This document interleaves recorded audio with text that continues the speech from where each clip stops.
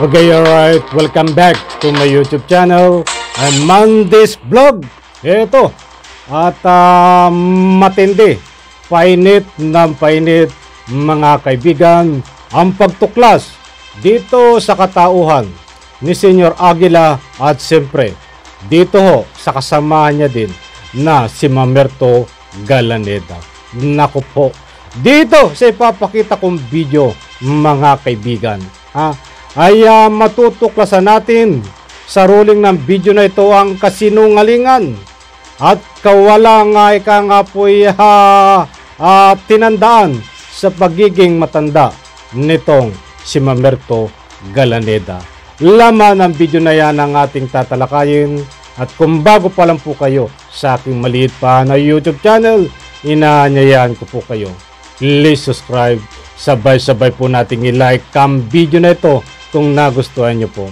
Ako'y muling nakikiusap, mga kaibigan, kung pwede lang ho, patapusin po nating panoorin ng kabuuan ng vlog na ito, at nang sa ganun ho, lubos po nating maunawaan. Eto na! Samahan niyo po ako, mga kaibigan.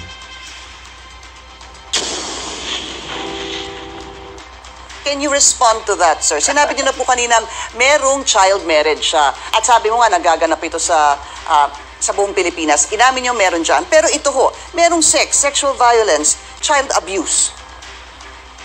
Wala po. Hindi yan totoo. Kasi yung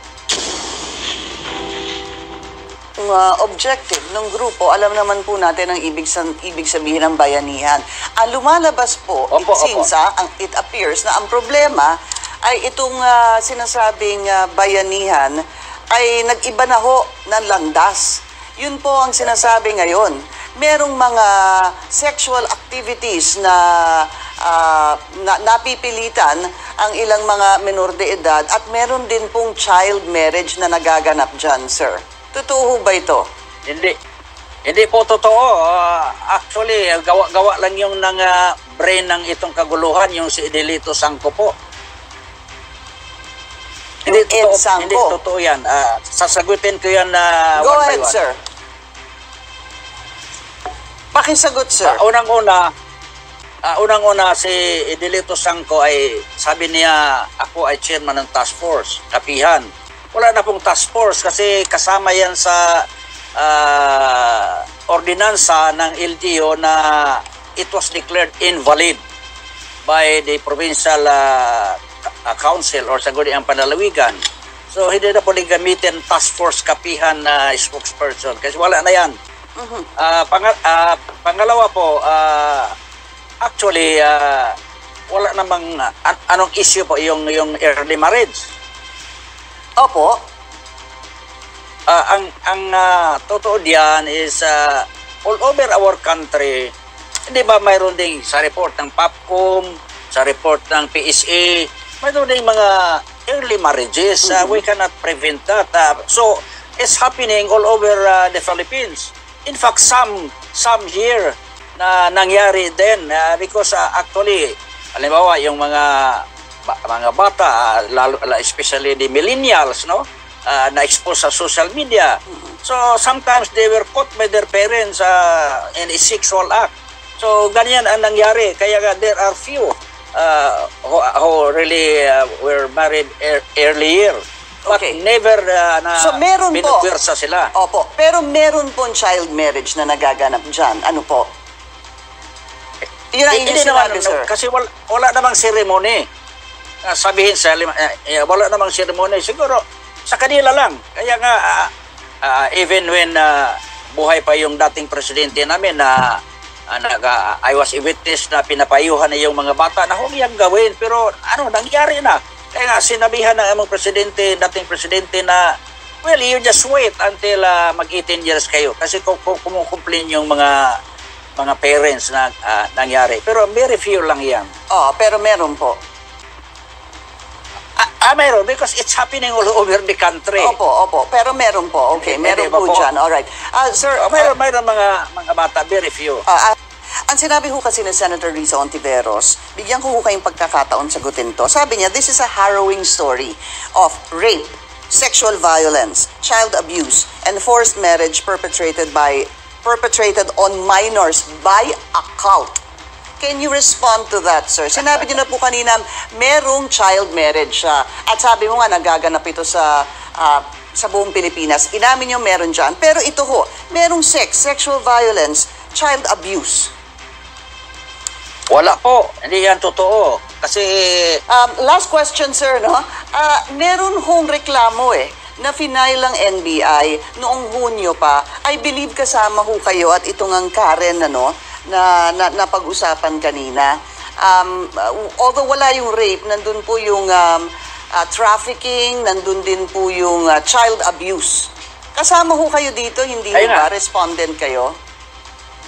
Yes po, kasi ang kanilang pinapile sa amin ay yung hijacking, yung kidnapping, at child abuse, at saka forced marriage. Opo. Mayroon na kaming counter affidavit yan. Pinasubmit namin sa Provincial Prosecutor's Office. Alright. So, Kalantay na lang kami kung anong resulta. Maraming salamat po sa Coro Bayanihan Services Vice President Mamerto Galanida.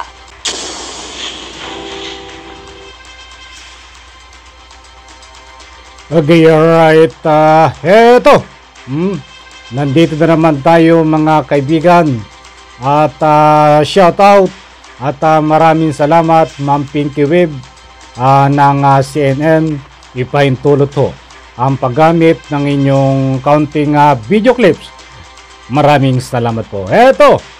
Paalala po mga kaibigan yung video na yan na makikita nyo na in-interview itong Vice President na leader din ng kulto ho, busy lang, Vice Presidente kung tawagin, ay last September pa ho na ika nga po interview ho dito.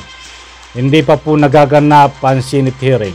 Sa ngayon ho ay nakakulong pa yan diyan sa Senado si Mamerto Galanida kasama si Senyor Aguila at iba pa mga kaibigan. Ay diyan na lang ho yan, diyan na lang magpapasko, diyan na lang maghihintay ng warrant of arrest.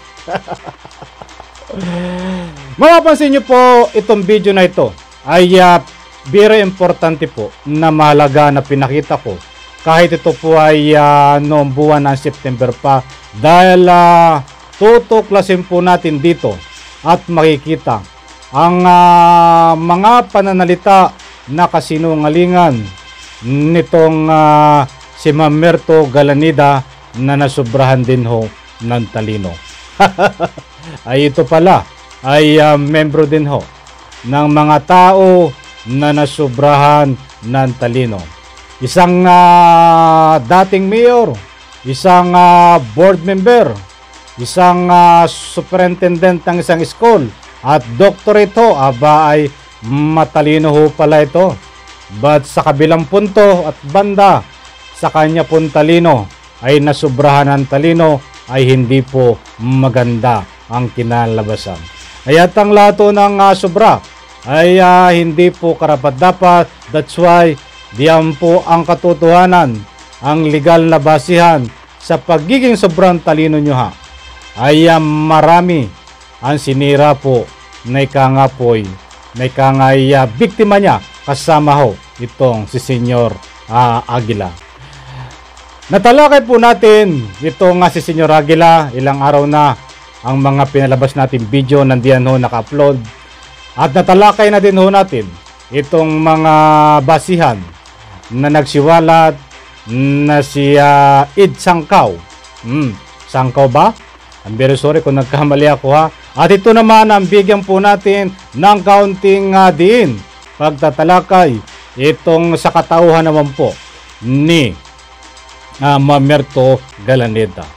Kahit ito sa comment section at kahit sa media platform tayo ay pumasyal, ay marami ho ang kumukuluan dugo dito kay Mamerto Galanida dahil datapwad sa kanilang mga napapanood sa social media. Ito daw ho ay talagang ubod ng sinungaling na pinagtatanggol itong si Senyor Aguila nang sa ganun ho ay nagkakaroon po ng playing set nang sa ganun ay hindi rin po siya madamay. Naku po, matindi. Marami po ang lumabas nung una pa man na ika nga po sa pagkatao nitong si Mamerto Galanida. Tinapik, tinanong, diano sa Senate hearing na dito tayo mag-focus sa nagaganap na early marriage at sexual abuse. Nandiyan po sa video na yan ng katunayan na inamin niya ho. Hindi po ako may sabi. Inamin niya ho diyan ang kanya mga kulukuhan na talagang mayroon na sexual abuse, early marriage. Ba't nagdadamay pa ho siya ng kapwa at dinadamay ang buong bansa, dinadamay ang social media, dinadamay ang taong bayan, dinadamay ang bansang Pilipinas at sinisisi ang mga bata, mga kaibigan. Bakit ko po nasabi yun? Ay napakaliwanag ko sa ruling ng video. Kaya daw po nangyayari yun, ay nangyayari din sa buong mundo, nangyayari sa Pilipinas, at dahil daw sa mga social media na ika nga po'y napapanood, ay naku po, ito ay nananaginip din ng gising. Ano ho ang pinagsasabi nito, mga kaibigan? Maliwanag ho na isang takting magaling din magkaroon ng strategy, taktika para malihis po ang issue. Lahat po ay gagamitin. Kita mo buong mundo ginagamit, social media ginagamit, at sisisihin pa ang mga bata, mga kaibigan. Ba't ito ang matindi? Hindi po tayo naninira ng ika nga po kapwa. Ito ang mas matindi na ubod ng kasinungalingan. Itong matanda na ito. Just imagine, on the record, sa rolling ng video, hindi ko na lang pinakita ang sinabi ni Ma'am Pinky Web na babalikan kita sa ilang saglit dahil ako ay magkukomersyal muna. Nandyan nung hindi pa nagkukomersyal ay maliwanag na inamin niya na mayroon na nagaganap na early marriage, mga kaibigan. But after ho ng komersyal, katulad ng nasabi ko, hindi ko pinakita yung sinabi niya na after a short break, sabi ni Ma'am Pinky Web, ay tinanong ulit, mga kaibigan. Ang sabi niyo ho, ay may nangyayari, inamin mo na early marriage.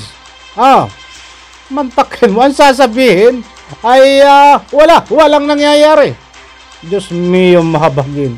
Itong matandang ito, mga kaibigan, ginagalang po natin lahat ng matatanda. At tayo po lahat ay papunta diyan. Ba't hindi po excuse ang pagiging katandaan para putulan ng sungay ang mga ganitong daway? Diyan pala tayo magbase ho sa mga interview na yan ay hindi ho ito mapagkakatiwalaan. On the record, inamin talaga na mayroong nangyayari na ika nga early marriage at iba pa. Pagkalipas ng ilang segundo, tinanong ulit, sasabihin na walang nangyayari. Isang panluloko sa taong bayan, isang panluloko sa nag-i-interview kay Ma'am Pinky Web. That's why makikita nyo doon sa interview ni Ma'am Pinky Web, talaga nagtaas na siya ng boses. Inamin mo. Hindi ko na isa-isahin. Kung gusto nyong maunawaan po ng mabuti, i-replay nyo ho ang video na pinakita ko. Madidiscover nyo ho na ika nga po, harap-harapan ang panluloko nitong si Mamerto Galanida. How come na nandiyan na ho sa harap ng camera na ito si Mamerto Galanida on the record? Halos buong mundo ang nakakapanood, ay nakakapanloko pa siya, mga kaibigan. Lalong-lalo na po kapag ito ay off camera. Lalong-lalo na po kapag nandiyan sa kapihan na nagtatago sa ikangapoy mga kanyang membro. Grabe. Grabe ang panluloko po niyan, mga kaibigan. Maliwanag ko mga kaibigan. Nagbabase po tayo sa video na yan. At hindi po tayo nag-iimbento. nagkakaroon po tayo ng public opinion dahil galing mismo sa kanilang bibig kung ano ang mga tunay nilang pagkatao na lumalabas sa video na yan, mga kaibigan. Okay, at dito sa puntong ito, mga kaibigan, ay napakadami ng ating matutuklasan dito. At inamin niya, sabi nga ni Ma'am Pinky Web, di ba? Ay sa pag-abi niya ay may sexual at may nangyayaring pag-abuso. Subalit wala daw naman bas-bas, mga kaibigan. Ay matalino nga ito, di ba?